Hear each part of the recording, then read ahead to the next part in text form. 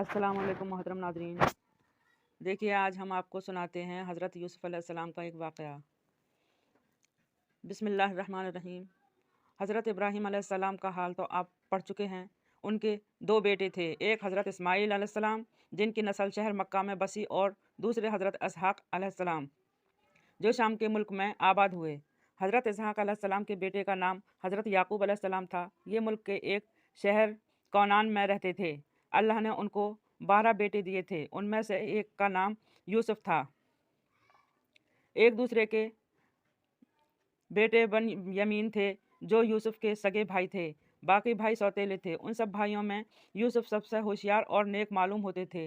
अभी यूसुफ अलैहिस्सलाम कोई 16-17 बरस के ही थे कि एक रात उन्होंने एक ख्वाब देखा। सुबह उठकर उन्होंने अपने बाप से कहा, अब्बा जान, रात मैंने एक ख्वाब देखा है। मैंने देखा है कि 11 सितारे, सूरज और चांद सब मुझे सजदा कर रहे हैं। हज़रत याकूब ने इस ख्वाब को सुनकर कहा, बेटा, अपना ख्वाब अपने भाइयों से ना कहना, कहीं ऐसा ना हो कि वो तुझे सताएं। मुझे तो ऐसा मालूम होता है कि तेरा रब तुझे अपना काम के लिए चुन लेगा, तुझे अपना नबी बनाएगा, बड़ी समझ देगा, और जिस तरह तेरे दादा इसहाक और परदादा इब्राहिम को इसने अपना रसूल बनाया था, इसी तरह तुझ पर भी वो अपनी मेहरबानी करेगा। हज़रत याकूब कुछ तो यूं ही अपने सब बेटों में यूसुफ को ज़्यादा चाहते थे, क्योंकि वो बचपन से नेक और बड़े समझदार थे। अब इस ख्वाब को बाद तो उन्हें ये मालूम हो गया था कि उनके बाद नबियों का काम अल्लाह ताला हज़रत यूसुफ से लेने वाला है, इसलिए और भी ज़्यादा प्यार करने लगे। दूसरे भाइयों को ये बात नहीं भाती थी। वो उन्हें देखकर जलते थे। अरब में इस वक्त वही ख़ानदान बड़ा माना जाता था जिसके बेटे, पोते, भाई और भतीजे ताकतवर हों। ऐसे ख़ानदान को कोई न छेड़ता था और सब पर उसकी धाक बैठती रहती थी। इसलिए ताकत और बेटों को लोग बहुत चाहते थे। यूसुफ के भाइयों का कहना था कि जब हम सब यूसुफ से ज़्यादा ताकत वाले हैं तो किस बुरी वक्त पर हम ये काम आ सकते हैं। कमज़ोर और अकेले यूसुफ से क्या हो सकता है। इसलिए बाप को चाहिए कि वो हमें सबसे ज़्यादा प्यार करें।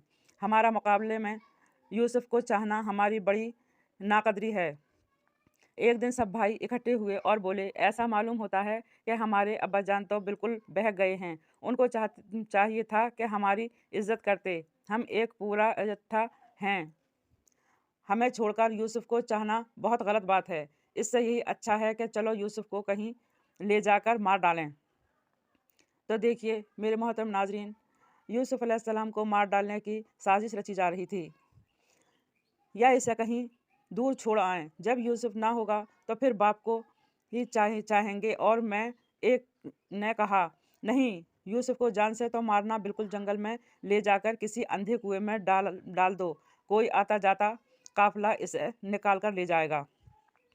ये बात सबको पसंद आ गई और उन्होंने जाकर अपने बाप से कहा, अब्बा जान, ये क्या बात है कि आप यूसुफ को कभी हमारे साथ नहीं भेजते? क्या आपको हम पर भरोसा नहीं है? हम तो इसका भला चाहने वाले हैं। कल इसे भी हमारे साथ भेज दीजिए। जंगल की कुछ सैर कर लेगा और कुछ खेल कूद लेकर अपना दिल बहलाएगा, और हम तो इसकी रखवाली के लिए मौजूद हैं। बाप ने कहा, इसे तुम्हारे साथ भेजते हुए मुझे बड़ी फिक्र होती है। मुझे डर है कि कहीं तुम कुछ बेपरवाही कर दो और इसे भेड़िया खा जाए। बेटे बोले, हम तो एक पूरा जुट्टा हैं।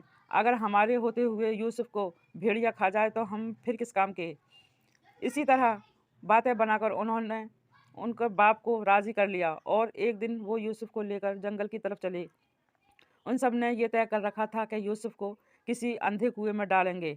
जब जंगल में पहुंचे तो उन्होंने यूसुफ को पकड़कर एक अंधे कुएं में ढकेल दिया।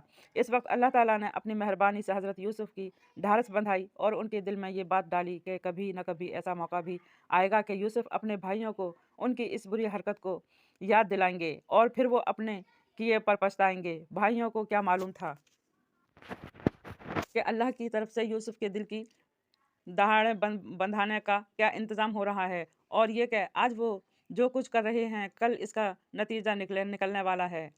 कुएं में ढकेलने से पहले उन्होंने हज़रत यूसुफ का कुर्ता उतार लिया था। इस कुर्ते को झूठ मूठ किसी जानवर के खून से रंग लिया, और रात को जब घर लौटे तो बाप के पास रोते पीटते गए और बोले, अब्बा जान, हम सब तो दौड़ भाग में लग गए और यूसुफ को हमने अपने सामान के पास बिठाया दिया। इतने में भेड़िया कहीं से निकल आया और यूसुफ को खा गया। देखिए खून یہ دیکھیے خون میں لتھڑا ہوا اس کا کرتا بھی موجود ہے۔ حضرت یعقوب نے جب یہ سنا تو بات ان کے دل کو نہ لگی۔ وہ بولے، ہو نہ ہو یہ تم نے کوئی شرارت اور دھوکہ کیا ہے۔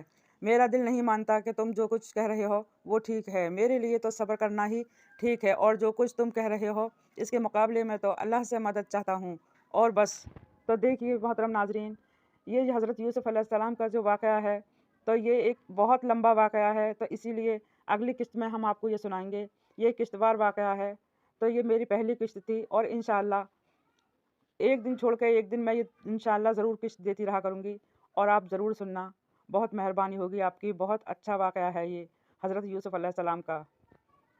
تب تک کے لیے آپ اپنا بس خیال رکھنا، اور مجھے بھی دعاؤں میں اپنے یاد رکھنا۔ السلام علیکم۔